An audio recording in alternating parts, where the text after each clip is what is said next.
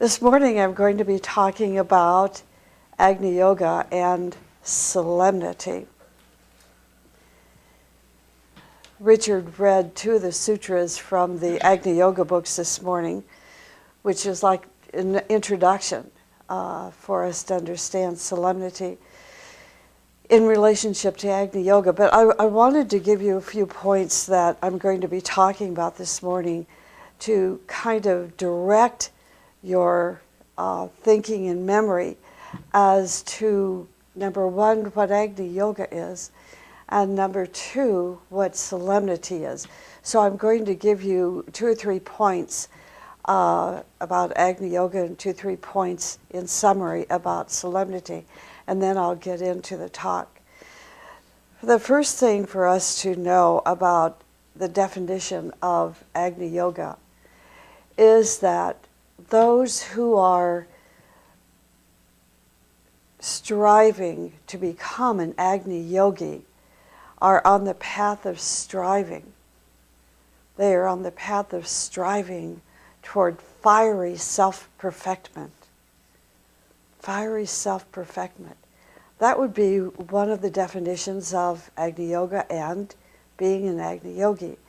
The second is that an Agni Yogi is on the path to enlightenment, and that Agni Yoga provides the way, creates the conditions, the light, the energy, the knowledge, and the teachers to help us on our way, on this path of enlightenment. It is also the path of truth. Most of us, most not of us, but most of humanity, let's say an average person, runs away from the truth. So as we are entering this path of enlightenment, one of our disciplines is to turn back around and face the truth, to go toward the truth. That's Agni Yoga. Agni Yoga is linked with infinity and the brotherhood of light. Isn't that beautiful? Agni Yoga is linked with infinity and the brotherhood of light, and Agni Yoga is related to light and energy and fire. So I'm going to be talking about that, and then we're going to move into a fairly short discussion on solemnity, or long, depending on what our interest is. So what is solemnity? Well, first of all, let me ask this question, because we've been talking about it for several weeks now, and we should have a better answer. And the question is, what is fire? What is fire? So if you're new to this subject and this is the first video you've watched, if you're watching the video, you might want to go through the January talks as well to better help you understand Agni Yoga and fire. But basically, this is our understanding. Fire is life. You really think about this. The fire is life. And that means, okay, what does fire do? Fire purifies. So the more fire we have, the more divinity we have in our nature, the more purification or purificatory process we are going to go through as Agni Yogis. Fire is also abundance. Now we can elaborate on this as much as we want in our thinking process, but really think about this. How does fire relate to abundance? Okay, it means we have less and less and less obstructions, fewer and fewer and fewer limitations. Then the opposite side is, if we have fewer limitations, fewer obstructions, more of that divine presence is going to be in expression. And in that expression, we are going to be more creative, more talented, stronger, healthier, more courageous, more confident, and with all of these principles and virtues and qualities, we will have, what is a colloquial statement? The world will be our oyster. Okay? We can all relate to that.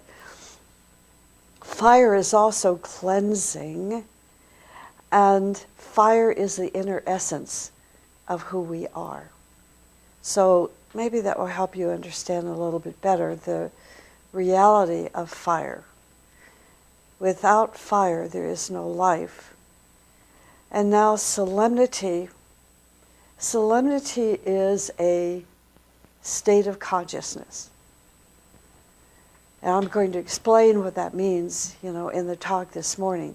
But that would be the heading, let's say, toward our understanding of solemnity, that solemnity is a state of consciousness. Solemnity takes place and is built in the highest tension. Now, all of this is going to make more sense to you if you just consider that solemnity is a state of consciousness. See, it's a very different gear of understanding. It's the esoteric gear of understanding toward as opposed to your Webster's Dictionary of Definitions. So we want to close Webster's Dictionary up. Okay, just set it aside and open up the esoteric book of teaching and say, okay, solemnity. Solemnity is a state of consciousness. Okay, so I'm going to stop that, and I'm going to really get into now the grit of the teaching for this morning. So first we're going to talk about Agni Yoga. The teaching of Agni Yoga is the yoga of living ethics. This is a very different kind of yoga from Hatha Yoga, and Hatha Yoga is now being synthesized into something called Hotspot Yoga, which is very interesting to discover. This is something very different. Agni Yoga is different than Bhakti, different than Hatha Yoga, different than Jnana Yoga, but it includes all of these yogas. It just takes us into modern times and on into the future. So it is the yoga of living ethics. It's the yoga of fire. It is the yoga of the teaching of life. It is the teachings whose sutras number in the thousands, generously offering us spiritual disciplines to practice. Not physical disciplines, spiritual disciplines to practice. It's the science of life for us to contemplate on. It is the exploration in an understanding of art and beauty and culture and education. And it directs our thinking toward immortality and the continuity of life. You see how this surpasses all of the other yogas? Yogas are given to us for the development of mankind, the development of the physical, emotional, mental bodies. Agni Yoga now is assuming we have developed all of these other yogas, integrated them into, from incarnation to incarnation to incarnation, into our physical, emotional, mental natures. And now we're ready to move into Raja Yoga and then Agni Yoga. So Agni Yoga gives us insight into the higher spheres of life. Higher thought, joy, and the future. Of Agni Yoga, the Master Morya wrote, I affirm that Agni Yoga is a light on the path. So that would mean a light on our path. That Agni Yoga is a light on our path. It is of no consequence how travelers make use of this blessing. Isn't that a surprise? But the light is the way that is indicated to us to travel. Those, he says, those who discern the signs of fire will come. So you see how important it is for us as students of Agni Yoga to really understand what does fire mean, because Agni Yoga is all about fire. Perhaps the most simplest and yet most profound definition of Agni Yoga as it is given to us is related to light, is related to energy, and is related to fire. Those three qualities. That Agni Yoga is related to light and energy and fire. For years and years as students, we try to comprehend what is fire. It is like, what is psychic energy? We still study year after year after year. But the more we study, we begin to draw this understanding into our innermost being.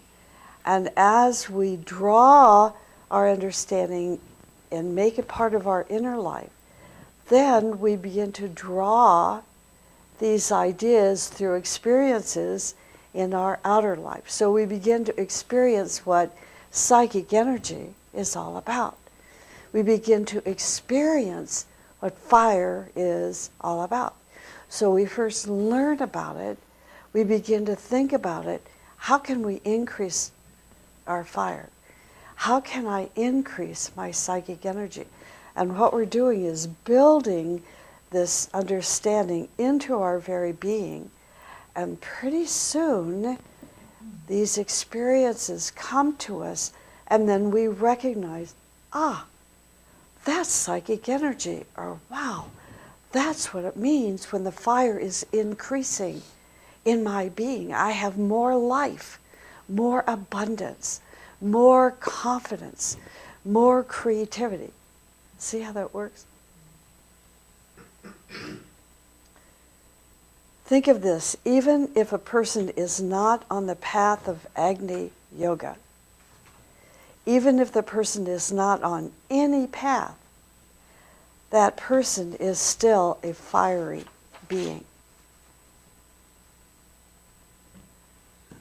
Think about that. Now, some of you have heard me say this before, but I think it's worth hearing again. If a person is dead, there is no heat in his body, nor in his emotions, mind, or spirit. I remember a friend telling me about a family member who had died and made his transition, and he went to the family member's funeral. He said he was so shocked because the body was in the casket. And he was so shocked because when he walked up to the casket, he just had to touch the body. And he said he was so shocked because it was cold. It was such a revelation to him. The body was cold. Well, there is no heat, there is no light, there is no radiation coming from that body. In other words, there is no fire because the spirit left the body. That's why we said fire is life. It is the inner fire that gives light to all beings. It is that divine spark that gives us the light, and that light is the inner fire. Now, solemnity. Solemnity is one of the disciplines of Agni Yoga, and in fact, it is a hard discipline. Those of you that are on the internet and have seen our website, you know that we are holding our annual conference in March. It's called Living Ethics Conference. We have this every year during March, during the time of the Master's Day. And this year, we're having a pre-conference during which we're going to be talking about and experiencing and more the disciplines, learning about the disciplines of Agni Yoga. This is just one of them, and this is one of a more particularly hard discipline. The teaching calls it a hard discipline. But it is something the teachers of Agni Yoga say that we must try by all means to cultivate this discipline of solemnity. Okay, so it warrants us to really focus on it. Now, there's probably 500 different disciplines, major disciplines, in Agni Yoga. So this is one that teachers are saying that try by all means to cultivate solemnity, so it's worth our attention. Here's a quote from the book Heart, paragraph 71. True solemnity is built in the highest tension. Solemnity is not rest. It is not satisfaction. It is not the end, but precisely the beginning. Now remember I said in the beginning that solemnity is a state of consciousness, right? Now we come back into this verse. It's not rest, it's not satisfaction, it's not the end, it's precisely the beginning. Precisely determination and progress on the way to light. Progress, solemnity is to progress determinedly on the way to light. Hardships are inevitable. Okay, so there's our warning that, it's not going to be angel food cake to eat. Its hardships are inevitable, as are the wheels of striving. Terrible pressures are inevitable. Otherwise, the explosion is weak. I don't have time to talk about that today, but it's a whole hour lecture. But you can think about it, what it must mean. Terrible pressures are inevitable, otherwise the explosion is weak. But can joy come through levity? No. There is only lust. But joy is the victory of the spirit. The victory of spirit is the assertion of unalterable principles. In other words, we can't change those principles. They're sure, they're steady, they're there for us. Solemnity is beyond emotion or feelings. It's beyond emotion, it's beyond feeling, it's a state of consciousness. It is achieved through striving. So now these are some of the ways we can achieve solemnity. 1, 2, 3, 4. Striving is the first one. Meditation is the second.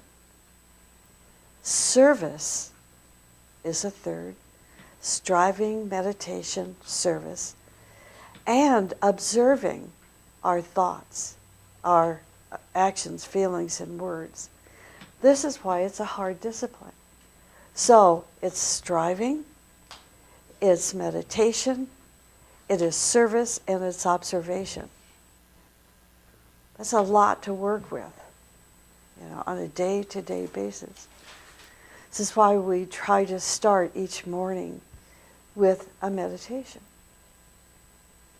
That meditation energizes us, increases our psychic energy, increases that fiery substance of life, what we call our life, and it revs us up for the day. When we achieve solemnity, it means that something in our consciousness has changed. You all think it's so hard. Put a smile. Because it's such a joyful subject. It's so joyful. When I see people trying to find their way in life, trying to find a beacon of light to use as a guiding force or a guiding light in their life, this is it. Hey, this is it. Just solemnity. Only one of the disciplines. It is so joyful. When we achieve solemnity, it means that something in our consciousness has changed. We have built a mechanism in our consciousness, a mechanism in which we are going to dwell, and from which we are now going to control all of our actions and our life as a whole. Solemnity is a state of consciousness. Now we can add to that, it's a mechanism that we're building. And after that mechanism is built, then our consciousness is in that mechanism. And from that point of light, let's say, we then control our actions and our life as a whole. So again, solemnity is not a feeling. It is an achievement. Knowing about solemnity and reading books about it are worthless unless we let it transform our life. Wow, there's that word again, transform, transformation. So solemnity and transformation go together. Through solemnity, we begin to transform our state of being. We can change the substance of our consciousness by being solemn. When we become solemn, transformation occurs within our system and leads us where? What's that next stage? Transfiguration. See how it's all coming together now? It's no longer an abstract concept or something, way over in the east that we have to get to, like, in the cave in the Himalayan mountains that you never want to stay in anyway. Take my word for it. They wrote about it so romantically. Anyway, solemnity occurs when we become solemn, transformation occurs within our system and then leads us to that next stage of transfiguration. When we transmute our life, transform the forces in our nature, we achieve transfiguration. And the light within our physical, emotional, mental, and spiritual nature is going to be released. Now remember a couple of weeks ago when we talked about fire, and I said that fire by friction, that latent heat is found within every single cell in our body. All those cells that go to form our physical, emotional, mental bodies, that heat, that fire now is increasing, increasing, increasing. So as we undergo transmutation, transformation, transfiguration, this heat intensifies into little fires and then bigger fires and bigger fires until this is all released and we have become these glorious spheres of light, which all the artists, spiritually oriented artists, paint with these holy figures, right, with this light radiating from that holy person's being. And it is this glorious sphere of light in which our consciousness is going to dwell. See, this is who we were designed to be. So let me explain again, transmutation. It is a process of replacing the lower substance with the higher substance. For example, replacing a vice with a virtue. That would be transmutation. This begins the process of transmutation and is the first stage of spiritual awakening. So when you read in the more presently written books on spirituality and you hear, every once in a while I'll watch on my DVR a recorded program by Oprah Winfrey, which she calls the Soul Series on Sunday morning. And I do that because it gives me a pulse of where people are today, that are coming into their spirituality. And this is what you're going to find, is that first stage of awakening, that they are replacing vices with virtues. So they're increasing the heat within all the cells of their body, and that heat is starting to ignite into a flame, and that flame is beginning to release more and more of the spirit within their nature, and they're moving into reality, living a true life. That's transmutation. Transformation is the next stage in which the higher ethers are replacing 50% of the lower substance. Remember this? Okay. As the dense body, as our dense physical body absorbs more etheric substance and discharges the more physical atoms, then our physical body becomes more etheric and more powerful and more beautiful. It's not acting. This is different from acting as if. Now we are. Now our beingness is more etheric than those old physical atoms. So the practice of solemnity allows our unfolding human soul to progress on the journey of awakening to its higher nature, taking the higher initiations of consciousness.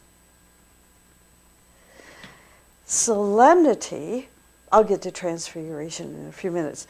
Solemnity is a state of consciousness which radiates through our thinking, our feeling, our actions, and our words. So, in order to be solemn, you need real efforts, and you need to be working on yourself.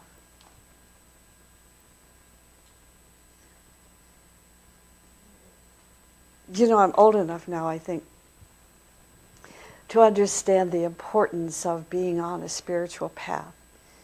Of course, actually, I've been on this path since I was 2. But not everybody understands it, and this is why. Meaning not everybody understands that they need to be on a spiritual path, because they think the path is money. They think the path is having more than their neighbor. They think their path is all about me, and getting. And the more I get, the greater the me will be, and now I have power. But what happens is that power and that acquisition and so forth means less and less and less when you reach your 60s and 70s and 80s.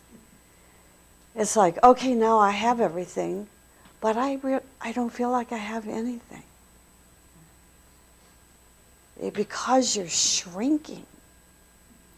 You're getting smaller and smaller and smaller, because the weight of the burdens of all that you acquired, now you're carrying it on your shoulders. Whereas solemnity is just the opposite. It's taking us through transmutation, transformation, transfiguration, increasing our light, expanding our consciousness, and lessening our burdens. So by the time we reach 56 years old, that's the time we know we're either made it or we're going to have to come back and start all over again to rebuild and reconstruct. Now, we're told at the age of 56 is that we can grow horizontally, but not spiritually. Horizontally, but not spiritually any longer. Interesting. Now, don't fret. If you say, well, gosh, I've been working so hard for 25 years and now I'm 56. Hurrah! Now you can continue to grow spiritually. It's if you haven't reached that first stage of spiritual awakening by the time you're 56. See, it's then you come back into the next life. It'll be a little harder, and a little harder, and increasingly harder to take that first awakening. Pardon me, I have an itchy nose. So, feel blessed. Feel blessed that we're all here today. Feel blessed that we have this opportunity to broadcast these teachings. so we can really progress. So the practice of solemnity allows the unfolding human soul to progress on its journey of awakening to its higher nature.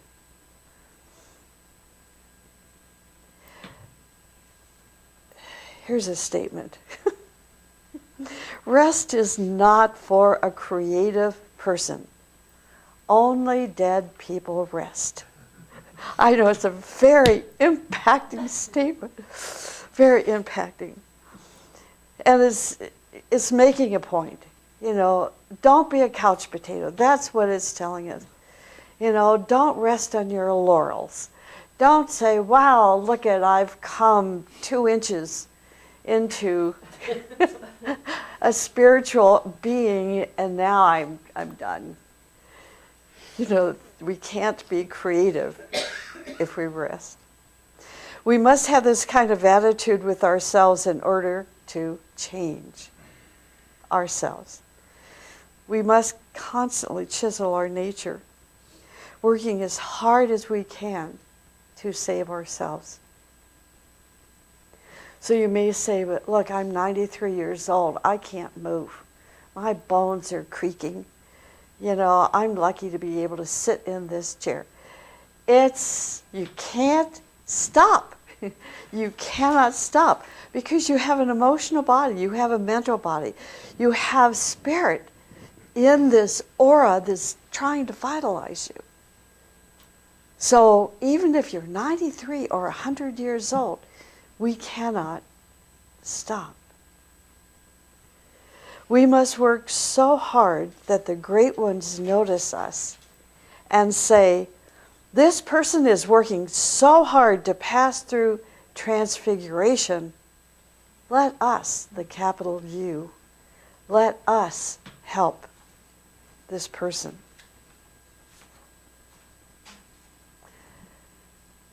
Okay, what is transfiguration? I said I'd tell you.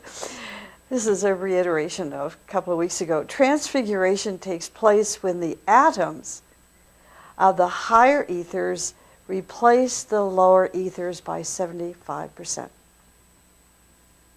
Transfiguration is related to destroying habits. It means that the whole personality must pass away and something new must be born. That's transfiguration. So how do the teachers help us? They create more trouble for us.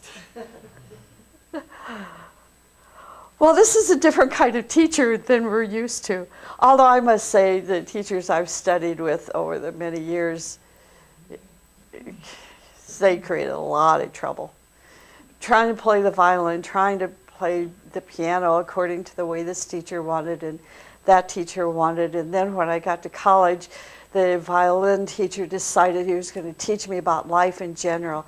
And I couldn't move, you know, without being reprimanded. You've got to do this, you've got to change this, you've got to practice differently. You've got to have these kinds of friends. It was just a whole package. Yeah. And then I met Torquem, and he just took that up to higher levels of creating trouble.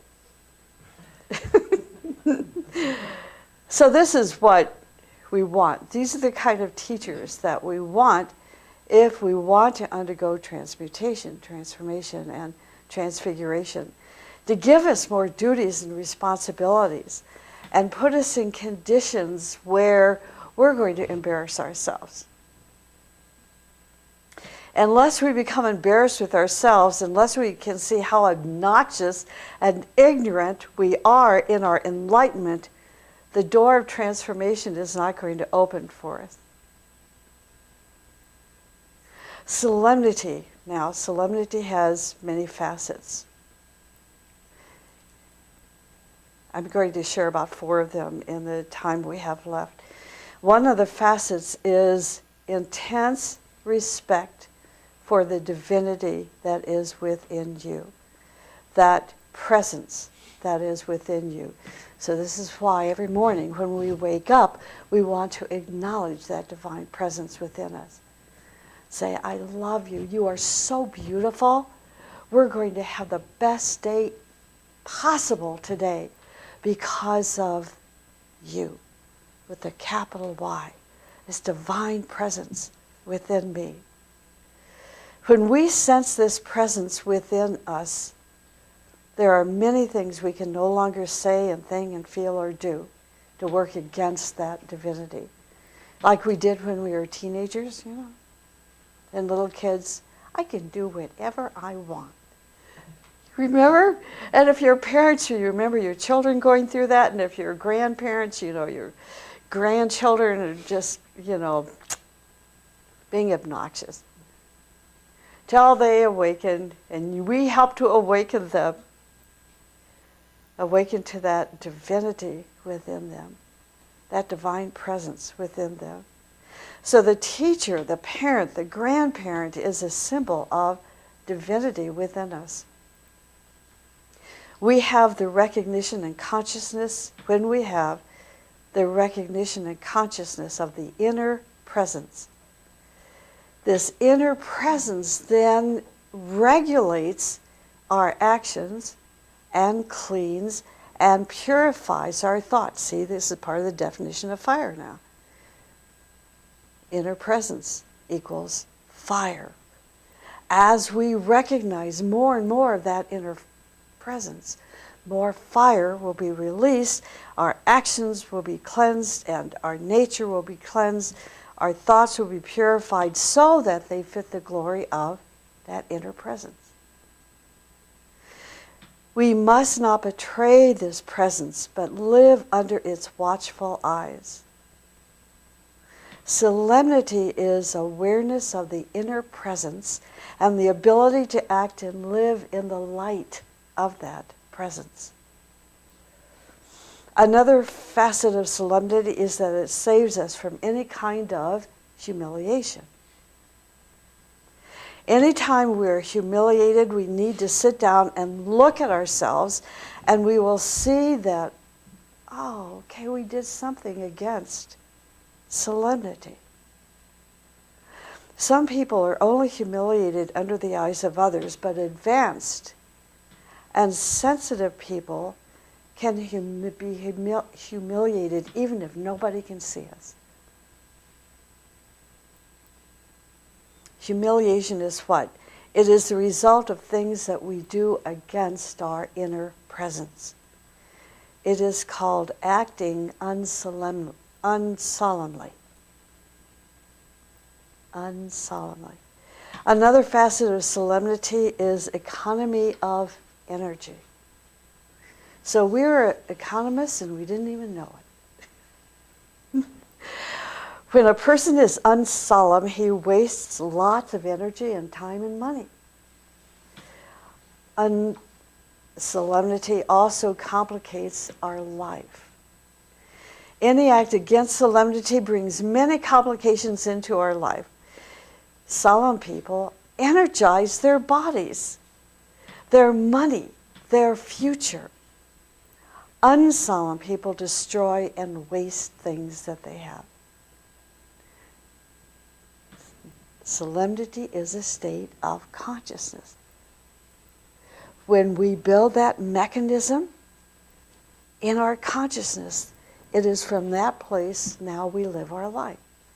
And we energize our bodies, our money, and our future. Another facet of solemnity is awareness of the requirements of your position. We can be solemn in any profession or job when we know the requirements, inside and out, and try to fulfill them in the best way possible. So, for example, when in our office, of White Mountain's office, the office is filled with the highest tension possible. And it is in this tension, fire increases. So if you're working in the office of White Mountain, you are under that fire every minute that you are there. Which means not everybody can work in that office because you can't sustain the fire. You can't hold it. It breaks you down. Interesting. isn't it? It is. I remember the first time I started working in a office of high spiritual tension. Wow, I had headaches for days. 4 days. And I finally figured it out, and I began to change certain aspects of my life, and then the headaches went away, so that I could handle the pressure, that higher tension.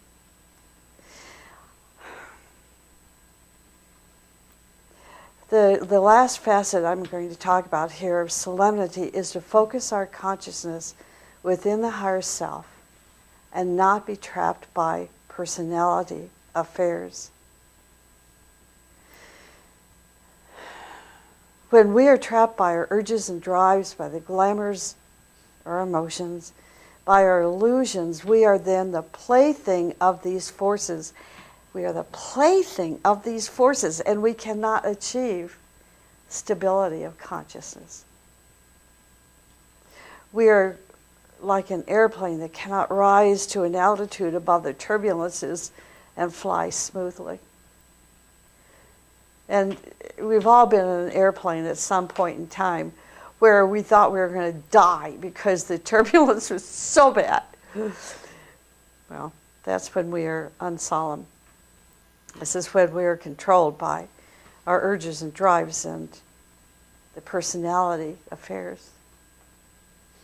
So solemnity is the ability to find such an altitude and fly there. It is related to transmutation, transformation, and transfiguration. It is an awareness of the inner presence, that the Spirit of God dwells within each of us. To live in the light of the Great Spirit is to be solemn.